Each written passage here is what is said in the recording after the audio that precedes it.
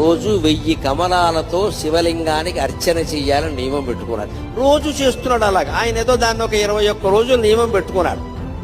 20 రోజులు సాగింది. శివుడు ఊరుకుంటాడా? విష్ణువైనా సరే పరీక్షే.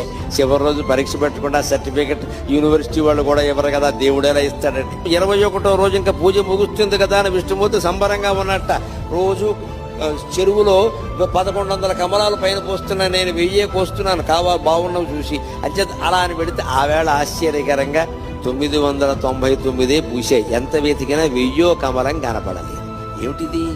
ఒక్క కమలం తక్కువైంది. ఈ కమలం ఎక్కడి నుంచి తేవాలి అనుకుంటే ఆయనకి ఏమొచ్చిందంటే, నన్ను అందరూ కమలాక్షుడు అంటారు కదా, నా కళ్ళు కమలాలే కదా, కమలం తక్కువైతే ఏమైంది, ఇంకోటి తక్కువైనా పర్వాలేదు, నాకు 2 కళ్ళు ఉన్నాయి కదా అని ఒక కన్ను బాణంతో తీసి శివుడు పాదాల ముందు పెట్టాడమ్మా. అది విష్ణువు యొక్క భక్త కన్నప్పెంతో విష్ణువంతి.